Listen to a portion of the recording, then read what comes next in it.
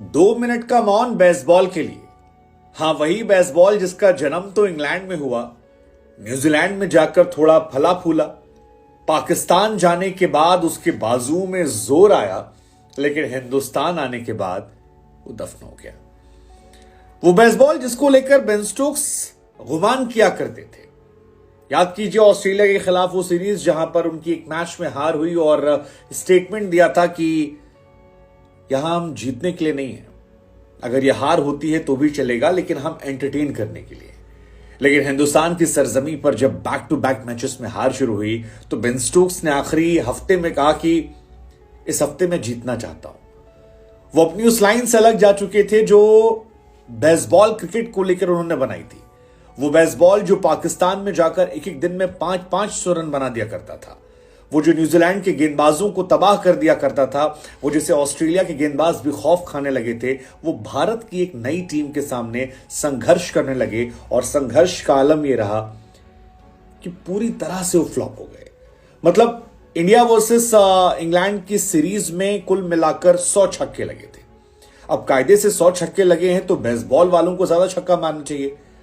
आपको लग रहा होगा शायद 50-60 छक्के तो इंग्लैंड ने मारे होंगे, लेकिन आपको हैरानी होगी केवल 28 छक्के इंग्लैंड ने मारे, जबकि 72 छक्के इंडिया ने मारे। And I think that is the real baseball जिसे हम बात कर रहे हैं, क्योंकि इस बेसबॉल पर रोहित शर्मा का रो बॉल भारी पड़ा। इस बेसबॉल पर शुभमन गिल का बिल जो था वो फट गया। इस बेसबॉल पर जयसवाल ने तबाही मचा दी और इसी का असर है कि बेसबॉल क्रिकेट को दुनिया कह रही बाय बाय। आप पाकिस्तान में जो कर पाए कर रहे, लेकिन अब आप थैंक यू सो मच हो चुके हैं और पूरी दुनिया क्रिटिसाइज कर रही है। मतलब क्रिटिसिज्म का आलम यह है कि इंग्लैंड के पूर्व कप्तान और शानदार प्लेयर, कप्तान थे नहीं थे, पीटरसन ने यह कहा कि यार I find it really strange how team find it so hard to beat India in India, we had no problems. वो इंडिया पर इशारा कर रहे थे तंज कसते हुए, लेकिन असली जो मौज काट रहे थे वो अपने लोगों पर काट रहे थे, जिसमें वो कहना चाह रहे थे कि भैया यार इतना भी क्या बड़ा बवाल तुम लोग काट दियो इंडिया को लेकर, क्योंकि इंडिया इतनी स्ट्रांग टीम हो गई है कि यार आप इतना मुश्किल हो गया है, आप हार ही नहीं रहे हो। एक एक सीरीज जो है वो आप लगातार हारते जा रहे हो। क्या रोहित शर्मा कुछ भी कर सकते हैं, और जिस तरह से रोहित शर्मा ने बैक टू बैक मैचेस जीते, क्रिकेट के इतिहास में 100 साल में यह पहला मौका था कि जब एक मैच हारने के बाद कोई टीम दुनिया में लगातार 4 मैच जीती हो। हालांकि पहला मैच भी जो हमारे थे वो बेवकूफी थी, 190 रन की लीड मिल गई थी पहली पारी में, लेकिन फिर ओली पोप ने एक जबरदस्त पारी खेली और उस पारी से हमारी हार हुई। लेकिन अब 4 मैचेस जीतने के बाद 2 मिनट का मौन बेसबॉल क्रिकेट के लिए पूरी दुनिया कर रही है भाई साहब। हालांकि इंग्लिश कप्तान बेन स्टोक्स जो है वो बेसबॉल को लेकर थोड़ा सा आगे पीछे हो रहे हैं, थोड़ा डिफेंसिव मोड में। उन्होंने कहा यार बेसबॉल जो है वो हमने नाम नहीं दिया था, वो नाम जो है वो मीडिया ने दिया था और मीडिया की ये देन है।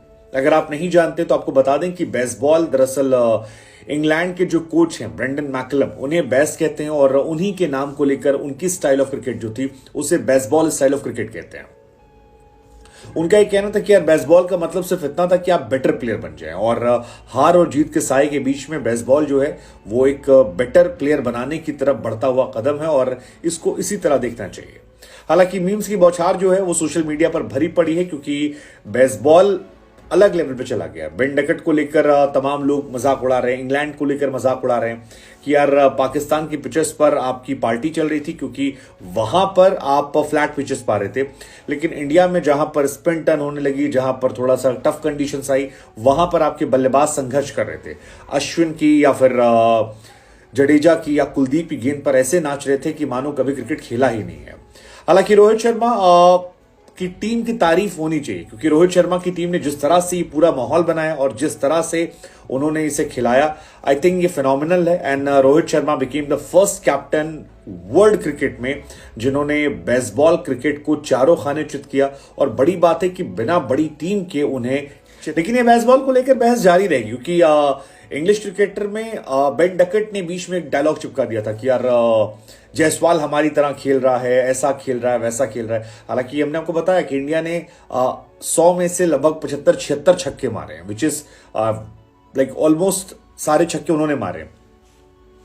लेकिन रोहित शर्मा से जब बेसबॉल को लेकर पूछा गया था तो उन्होंने पहली बार जवाब दिया था, कहा था भैया हमको नहीं पता ये बेसबॉल उसबॉल क्या गाना है, लेकिन हमें इतना जरूर पता है कि बेसबॉल ये जो स्टाइल है तेज खेलने की, ये हमारे यहाँ खेली जाती है। हमारे यहाँ सहवाग खेलते थे, फिर बाद में ऋषभ पंत आया जिसने दुनिया को दिखाया और वो चलता रहा। अब बेसबॉल जो है उसकी शुरुआत जब हुई थी तो back to back win win win win win चल रहा था एशिया में, लेकिन अब लॉस लॉस लॉस लॉस, और इस लॉस के बाद सवाल यही है कि भैया क्या यहां से इंग्लैंड रिकवरी कर पाएगी, क्योंकि जिस बेसबॉल के दम पर इंग्लैंड गाना गा रही थी, पूरी इंग्लैंड टीम ने मिलकर 25 छक्के मारे और हमारे यहां अकेले जयसवाल ने 26 छक्के मारे हैं, जो डिफाइन करता है कि यार एक अकेला लड़का भारी पड़ा। अभी तो ऋषभ पंत भी नहीं थे और बहुत सारे लड़के थे। सो आई बिलीव इंडिया यहां पर एक दिन 3 दिन के अंदर जीतती है, उससे पहले एक 434 रन जीतती है।